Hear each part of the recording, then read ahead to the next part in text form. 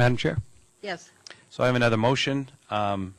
This is to address what we've all been worried about, is getting the public's input on this whole thing.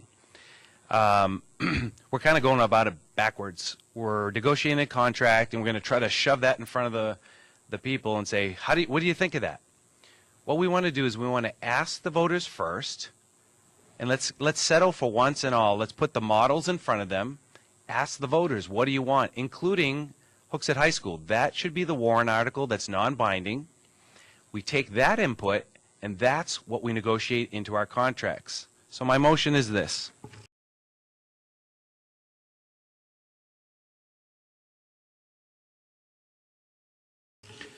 My motion is for a non-binding vote on the model moving forward for Hooksett. I'm amenable to the language change, but this is the general sense of it. Should the Hooksett School Board proceed with caution and ensure the public is included with every step by asking which model the voting public prefers?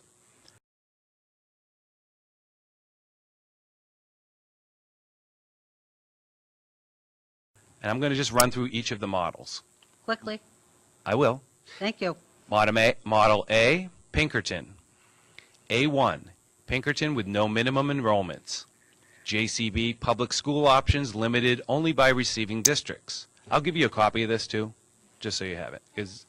A2, which is still under Pinkerton, minimum enrollments with a lottery to force students who choose Central, West, Bow, Pembroke, Londonderry, or any other public school to attend Pinkerton to meet minimums if undersubscribed.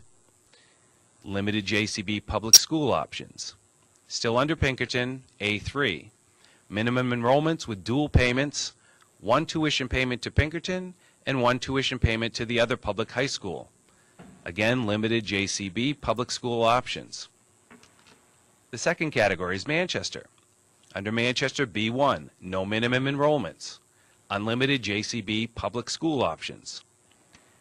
B2, still under Manchester, minimum enrollments with lottery to force students who choose Central, West, that should actually say, who choose Pinkerton, Bow, Pembroke, Londonderry, or any other public school to attend Manchester to meet minimums if undersubscribed. That also has a limited JCB public school option. B3, under Manchester, minimum enrollments with dual payments, one payment to Manchester and one tuition payment to the other public high schools. Limited JCB public school options. C is the current model we have, which is Manchester plus Pinkerton plus MOU schools, Londonderry, Bow, Pembroke Academy. C1 is no minimum enrollments at Central, West, or Pinkerton. And then the final, D, is a Hooksett High School.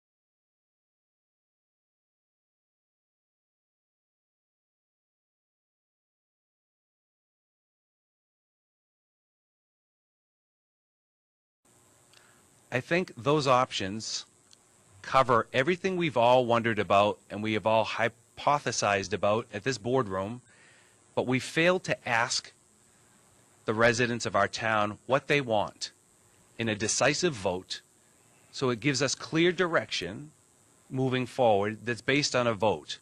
The closest thing we have is the 2012 poll, which this board did not accept, and I don't blame them because it wasn't a board-conducted poll.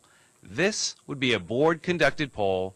We could take the results of this and make a very clear decision for Hooksett, not based on our opinions and our models and our hypotheses, based upon what our voters want.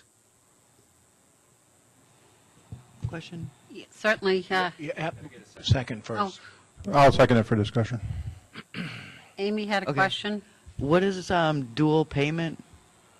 You mentioned that a couple times.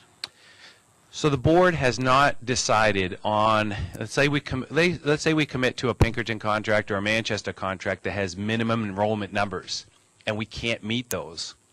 The board is going to have the tough decision of what do we do in that case. The two cases we have is going to either be lottery, where we put all the other kids in the pool that aren't attending that school and pick them, okay. or it's going to be paying 2 tuitions. Those are For one kid. for one kid. Okay, gotcha. Gotcha. So just trying to lay it out there for the taxpayers to hang on. these are everything that's considered, and let them decide what And model they want. What was your time frame? When were you thinking or proposing this be on? This is on the upcoming ballot. March? Yeah, So that's instead of a Pinkerton contract? correct. Instead of any contracts. Wait a minute. Oh, Jim. I'm sorry. She didn't finish. Oh, I'm sorry. You paused. There was that poetic, what's that called? That pause? What was it called? A pause. I didn't. Whatever you want to call it. Dramatic pause? Yes.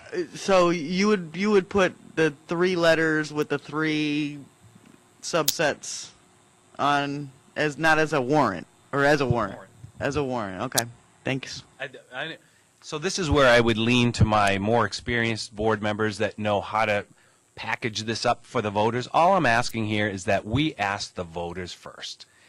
We can continue with our negotiations to feel out the other side, but in the meantime, we allow our voters to weigh in.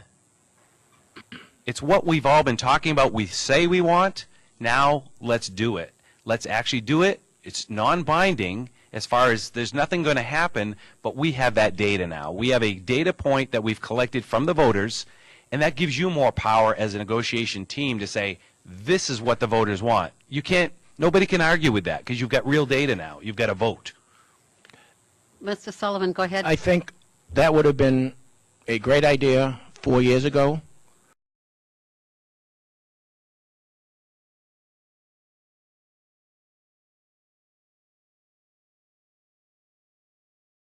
But we did, if we're looking at the actual raw data of an actual vote, which occurred March 2014, that was a vote that said, we do not want a Pinkerton contract. So based on that, we shouldn't even be considering even revisiting a Pinkerton contract because that was clearly voted no. The other options, the 5-year agreement, the voters did not have authority to make that decision. It was a school board.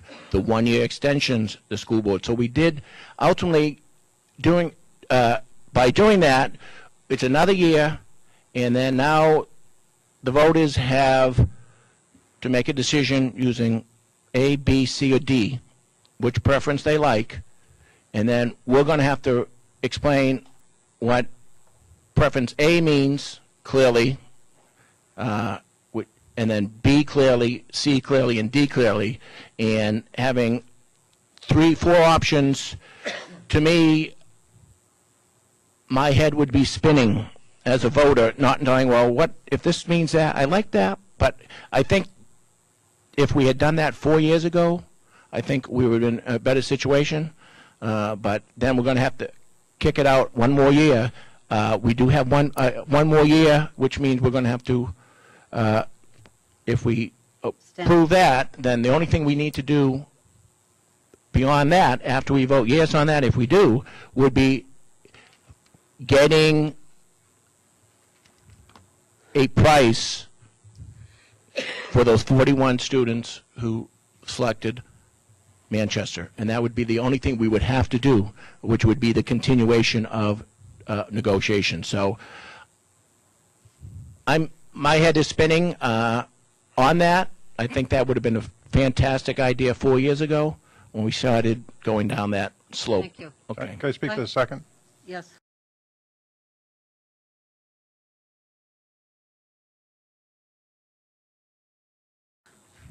It's more complicated, and you know, Jim, that you would have to figure out what the fiscal impact is for each one of those things, because it's a budget ballot.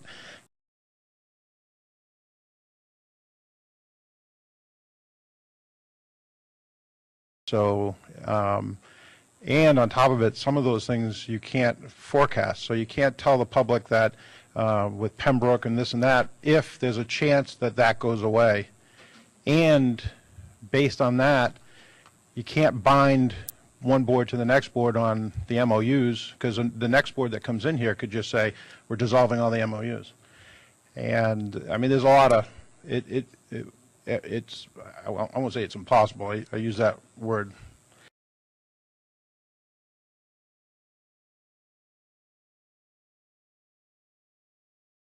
As minimal as possible.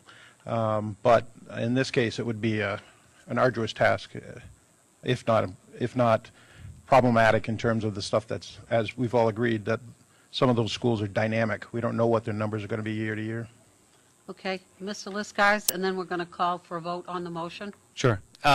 Just to address what Mr. Lazat just said, you know, if you want to call it an arduous task or impossible or the sky is falling about anything, when you go to ask the voters what it is they like, I've heard us talk this entire year about the debate, like to Jim's point that, well, they just voted down the Pinkerton contract. Well, I've heard Mr. Lazat argue, well, they didn't really, they voted this and that. None of us can really say what the voters want. And all I'm saying is, folks, it's time to ask them and to do it in a logical fashion, which is what a board should do. Sample their constituents. Because our constituents didn't vote for us to rule over them and assume that they don't know any better than we do. They asked us to consider their opinions because they're very important. Well, how do we do that? Well, you told me when I brought you that data from 2012 that wasn't valid because it wasn't done by the school board. And I agreed with you. So I'm trying to give this board the opportunity now to do the right thing. Let's ask our constituents. Here's the models. Very simple. You lay it out. It covers everything we've been talking about for the whole year. But you lay it out in a logical fashion, and then you let them decide on it. And then we have the data, so there'll be no more bantering about it. Well, the vote on the Pinkerton meant this, but they really meant Manchester, but they didn't want the MOUs. There'll be none of that because we'll have solid data. If we reject this tonight, we're basically saying we're smarter than the public. We don't need their input, and we're going to shove this contract down your throat just like we did last year. And that's not fair to our public. Point of order. I mean, come on. It's we're not in all policy, the board is voted in. You take the input and you weigh it against a lot of different factors.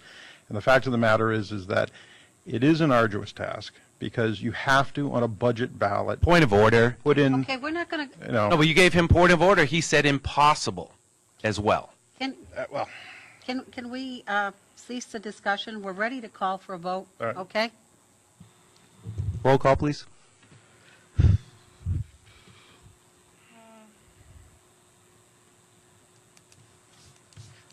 Todd Lazat, no. Amy Bullard, No. Mike Berry. It's not on. Oh, he's not on. John Liskars, Yes. Jim Sullivan, No. Joanne McHugh. No.